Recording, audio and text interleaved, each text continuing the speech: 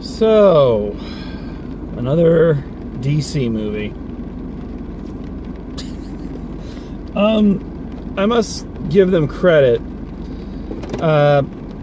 They've gone past the point where I'm dreading seeing these. You know, with that whole Batman v Superman, Suicide Squad, Justice League mashup. It was, you know, a new DC movie coming out was like a death sentence. So they've moved past that. And I think that on the whole, they're getting better.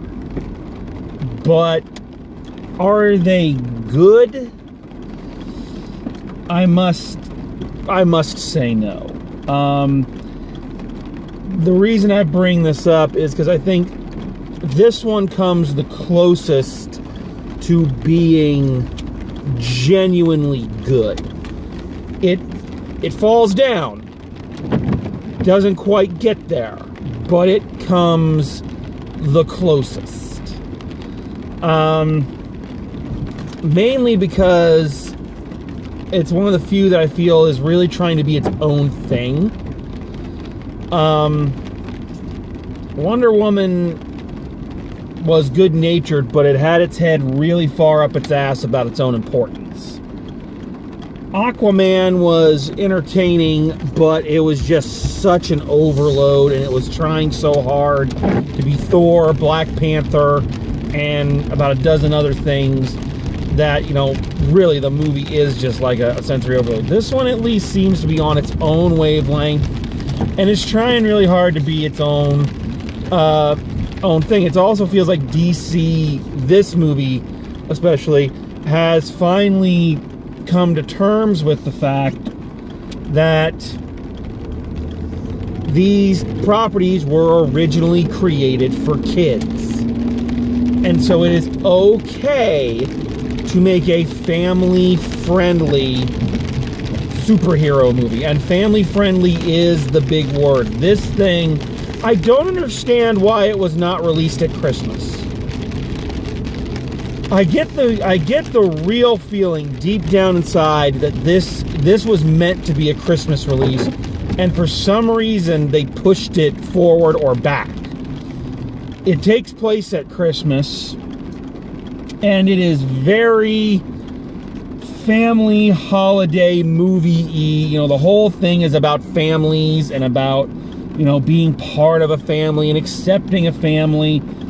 It's like if that Instant Family movie with Mark Wahlberg also had superpowers.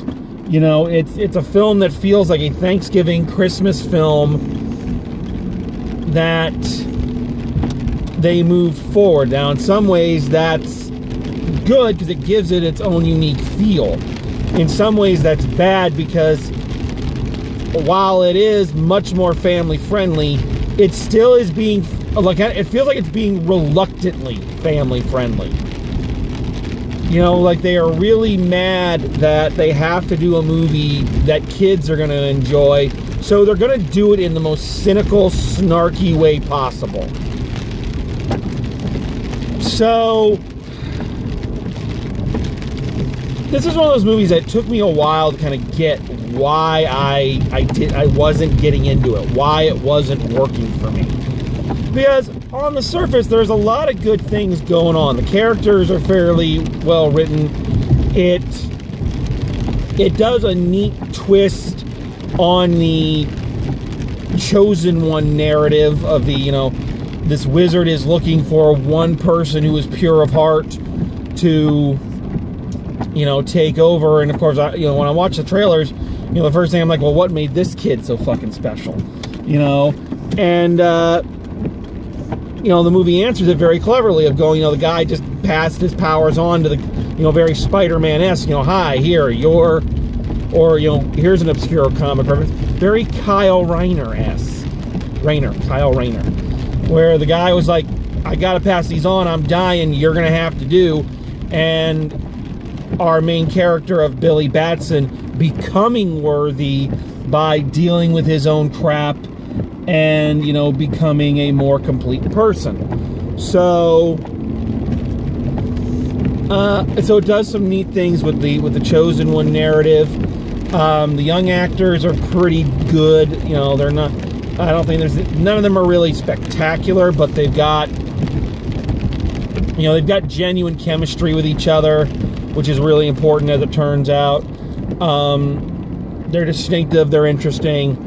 So yeah, and it doesn't bother me. Again, if I look at this like it's a Christmas movie, it doesn't bother me that, you know, the villain really isn't that interesting and whatnot.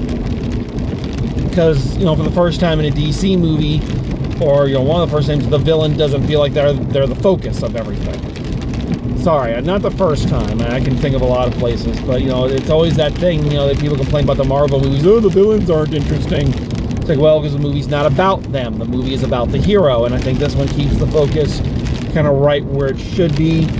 I also like that they went with this incarnation of Captain Marvel, and if you didn't know, yes, that is the character's actual name in the comics.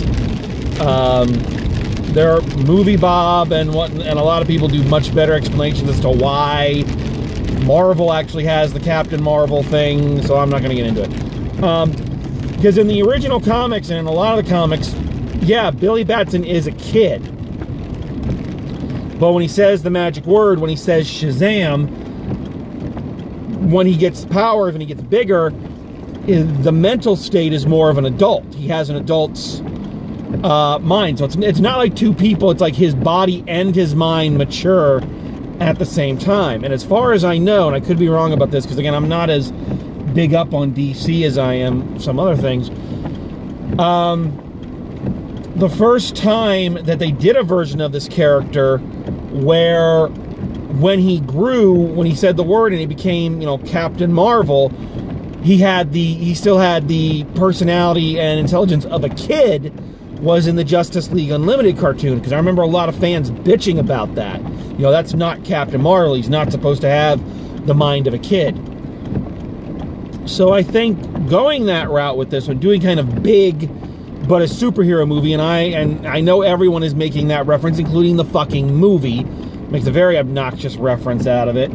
I think it's an interesting way to go. It's a thing that hasn't been done before, and I think a lot of the antics that they get up to in the movie are exactly what a 14, 15-year-old kid would think of to do if they suddenly had these powers. You know, it makes sense. So if it's got a lot of stuff going for it, and if it's working on a lot of different levels, why doesn't it work for me? Well, I gotta say, a lot of it has to do with Captain Marvel, or Shazam himself, Zachary Levi, who is not a bad actor. But the way they have him portrayed here, and the way they have him look and everything, it just doesn't work, guys. I mean, we've all, from the press packet, you know, the first posters, the first images of him in that suit, it looked ridiculous. And it still looks ridiculous. You know what it looks like? I remember when I was a kid, for Halloween one year, I wanted to go as Blade from the Masters of the Universe movie. So my mom made this really elaborate muscle suit. It was amazing. My mom did such a good job on that suit. It's one of my favorite Halloween costumes ever. But, you know, I looked like if you put a kid in a muscle suit. I look like a kid in one of those Hulk costumes now. And that's what he looks like here. You know, the padding they put on this thing. You know, and, you know, the fact that his head is always smaller than his body, it looks ridiculous. I mean, think about how much funnier this would have been if it was a guy who looked like Henry Cavill, who played Superman. You know, if it was him, a guy who was proportionate and really buff, or a guy like Chris Hemsworth. Chris Hemsworth could have pulled this off, because he has that kind of comic timing. Being as big as he is, and yet having the mind of a kid, without having to go over muscle him to look so stupid. So that doesn't work. And it looks even worse in motion than it does in, you know, posters and press packets and stuff. It looks terrible. And not only does that doesn't work, but I am sorry. I don't, you know, it's a credit to the makeup and the actor that, you know, Zachary Levi, you know, he was in the first 2 Thor movies as, you know, the Robin Hood guy from the Warriors 3. I can't remember his name, some Viking name. You know, and he's got that, you know, dashing Errol Flynn mustache and all that. And it's like, all right, he looks good. Here he looks like fucking Jimmy Fallon. Which I know is the joke, but, I mean, he spent so much time mugging and doing goofy things that, you know, when the moment comes that we need to take him serious, and again, this is why I really feel like this was meant to be a Christmas film, because it doesn't feel like we're meant to take it too serious. But it still looks terrible.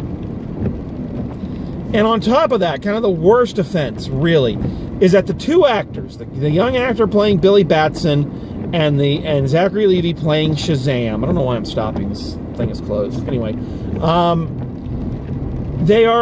when they are playing, they do not seem like they're playing the same character.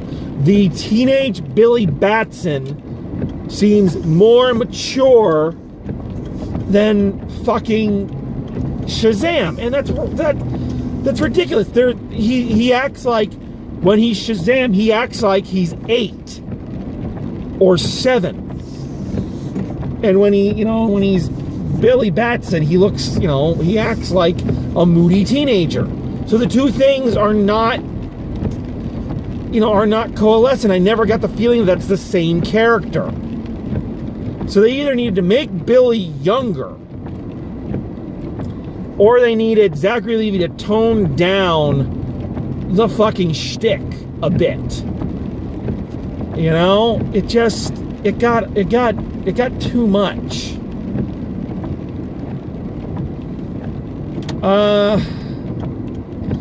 So yeah, I think that's the main problem. It's just with Shazam himself and what they chose to do with him and the way they chose to go about it. It's not to say the movie doesn't have any good parts. Like I say, the young actors are very funny and very cute and have good energy together. I think it tells the story of family and, you know, finding a family where you need it as opposed to looking for one that doesn't want you kind of thing. It does that in a nice, interesting way. There are some funny moments and some genuine kind of yay moments, but they're few and far between. And again, it's I don't know why the DC movies can't seem to hit the bullseye. You know, I don't know what it is about them that is just not, they are coming so close and yet not sticking the landing. So, and maybe it's just me. Maybe a lot of people love this. I mean, a lot of people love Wonder Woman and Aquaman, and I'm the one sourpuss going, that was a thing. So yeah, I don't know. I don't know what the answer is, why they can't seem to get it. But again, not bad. I think it is a good one for families, and I think it is neat to have a superhero movie that you really can take younger kids to. I think aside from some scary images that some might be afraid of, I think on the whole it's generally, even in terms of the much family friendlier Disney sponsored Marvel films, I think it's more aimed at that younger demographic. So so that is nice, but you know, it is what it is. I think it could have been worse, but it really could have been better. I don't have much more to say about this. So final grade, C, just straight C. There were times it inched towards C+ or B- material, but in the end, for me, it still left me feeling flat. So C on this one. But, you know, at least it wasn't as bad as some of their other ones. They're getting better. And, you know, if a sequel comes out to this one, I'll probably go check it out. You know? Like I say, at least I'm not dreading them. anymore. But then again, apparently we're getting a sequel to Suicide Squad and a Harley Quinn standalone film. So, you know. So, anyway, this is going to be an interesting week. Going to try to play catch up. A lot of stuff coming out. We're getting more towards the heavier movie season. So, as we get ready, God, I hate when my mustache tickles my nose because it looks like I want to crack. Anyway, getting towards the heavier movie season, so some bigger names going to be coming out, some big ones on the way, and until then, at least a lot of films that look interesting. So, that's it for this one. So, until next time, drive safe, and I'll see you at the movies.